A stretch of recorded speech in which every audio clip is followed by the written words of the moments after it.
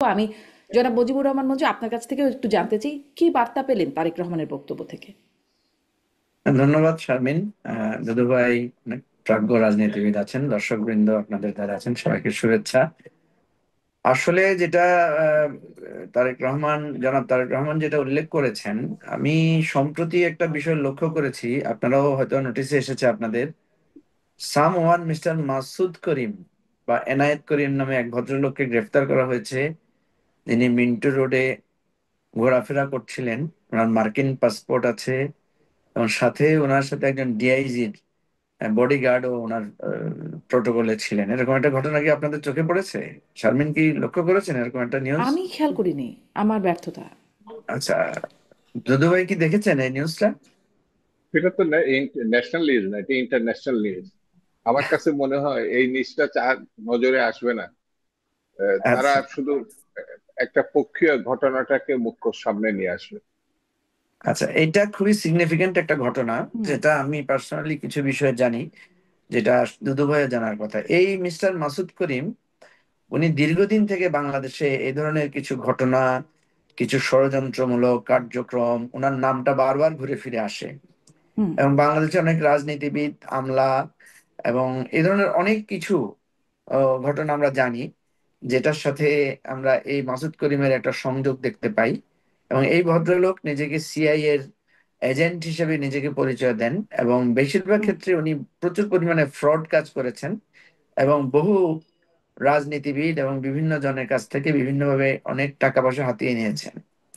তো হঠাৎ করে এই ভদ্রলোক কিন্তু কখনোই বাংলাদেশে আসতেন না। উনি বিভিন্ন মিটিং, আমরা শুনতাম যে উনি ব্যাংককে মিটিং করছেন, উনি নেপালে মিটিং করছেন, ইভেন লন্ডনে, আমেরিকায় উনি মিটিং করছেন, এরকম শুনেছি। সম্প্রতি আমরা যেটা এখন আপনার নিউজে দেখলাম, যে হুম। তিনি বাংলাদেশে এসেছেন, তাকে একজন পুলিশ কর্মকর্তা তাকে রিসিভও করেছেন, তাকে প্রটোকলও দিয়েছেন, এবং তিনি বিভিন্ন গুরুত্বপূর্ণ লোকদের সাথে সাক্ষাৎ করছেন। আমাদের আরেকটা জিনিস মনে থাকার কথা, আপনার আহ আন্দোলনের চূড়ান্ত সময়ে, ওই যে 28শে অক্টোবর, যখন আমাদের আন্দোলনের একটা কঠিন সময়, সে সময় এক ধরনের রহস্যজনক একটা লোককে দেখা গেল, যে উনি বিএনপি অফিসে এসেছেন, সাথে ওর বেশ কয়েকজন সামরিক কর্মকর্তা ছিল। আহ, এই জাতীয় তৎপরতাগুলো যখনই দেখা যায়, তখন মনে হয় যে এখানে কোনো একটা অদৃশ্য কাজ কারবার চলছে। এবং এই ধরনের কাজ কারবারগুলোর সাথে কোনো না কোনো ভাবে আন্তর্জাতিক গোয়েন্দা সংস্থা, দেশীয় গোয়েন্দা সংস্থাদের একটা সংযোগ থাকে। তো এই ঘটনাগুলোর যদি আমাদের এখনকার যে গোয়েন্দা সংস্থাগুলো আছে, তারা যদি এটার একটা ক্লু বের করতে পারে, তাহলে আমার কাছে মনে হয় যে জনাব তারেক রহমান যে হুম। আশঙ্কাটা করেছেন, এটার সাথে সেখানে একটা যোগসূত্র মিলে যেতে পারে। কারণ আমরা দেখেছি বিএনপি কিন্তু তাদের একজন নেতাকে বহিষ্কার করেছিল। তার নাম হচ্ছে আপনার শওকত মাহমুদ, যিনি হুম। সাংবাদিক নেতা হিসেবে খুব প্রমিনেন্ট ছিলেন। হুম। এবং শওকত মাহমুদকে বহিষ্কার করার ব্যাপারে এখানে দুদু ভাই এটা ভালো করে জানতে পারবেন, এই মাসুদ করিমের একটা সংযোগ সেখানে ছিল। এর বাইরে গণ অধিকার পরিষদের যিনি আহ, সভাপতি ছিলেন এক সময়ে, আপনার আমাদের রেজা কিবরিয়া, ডক্টর রেজা কিবরিয়া, ওনারও এই মাসুদ করিম কেন্দ্রিক কিছু যোগাযোগ ছিল। এর বাইরেও অনেক রাজনৈতিক নেতৃবৃন্দের সাথে, আমলাদের সাথে এক ধরনের সংযোগ আমরা শুনেছিলাম, এবং এক হুম। ধরনের জি, হাইব্রিড। আসলে বিষয়টা এখন এখন মানে মাসুদ করিম, এনায়েত করিমকে এখন রিলেট করতে পারছি যে তিনি আসলে সেই ব্যক্তি। সম্প্রতি তাকে এয়ারপোর্ট থেকে রিসিভও করেছেন জি জাতীয় জি পার্টির নেতা সহ। যে সেই জি খবরটা জি এখন মানে একটু রিলেট করতে পারলাম, কিন্তু এই মাসুদ করিম আসলে কি, সেটা কি মানে খুব স্পষ্ট হয়েছেন?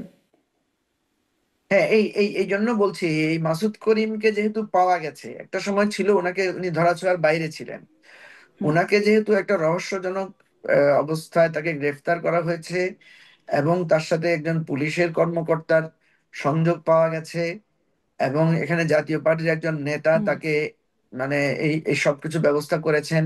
টোটাল বিষয়টা কিন্তু একটা সিগনিফিকেন্স আছে।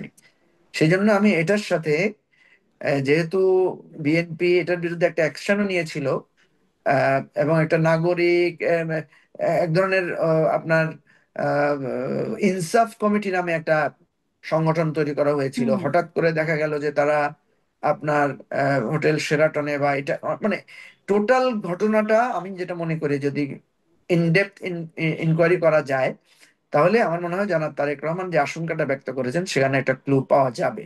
আমার কাছে এটাকে একটা গুরুত্বপূর্ণ মানে আহ, মানে তথ্য আকারে আমি দেখি। আর বাকি যদি আমরা কিছু বলি, বাংলাদেশে তো এই ধরনের আশঙ্কা আমরা সবসময় বলি যে ষড়যন্ত্র হচ্ছে, গভীর ষড়যন্ত্র হুম। হচ্ছে ইত্যাদি। আমি মাসুদ করিমের এই টোটাল বিষয়টা সম্পর্কে আমি যতটুকু অধ্যয়ন করার চেষ্টা করেছি, আমার কাছে মনে হয়েছে উনি আমাদের খুব নিকটবর্তী কোনো একটা রাষ্ট্রের গোয়েন্দা সংস্থার দ্বারাই সাথে তার উনি কানেক্টেড ছিলেন, এবং কোনো না কোনো ভাবে আমাদের আগের সরকারের সময়ে কোনো কোনো গোয়েন্দা সংস্থাও এখানের সাথে সংযুক্ত ছিল। যেটা আমি সরকারকে অনুরোধ করব যে খুব সিরিয়াসলি যদি ইনকোয়ারি করা যায় তাহলে এখানে কিন্তু অনেকগুলো ক্লু পাওয়া যাবে, এবং একটা ষড়যন্ত্র যে এখানে হচ্ছে সেটারও হয়তো কিছু ডালপালা খুঁজে পাওয়া যাবে। সেজন্য আমি জনাব তারেক রহমানকে আপনাদের মাধ্যমে ধন্যবাদও জানাই যে উনি যদি এটাকে মিন করে থাকেন তাহলে আমার মনে হয় বিষয়টার মধ্যে একটা গভীরতা আছে।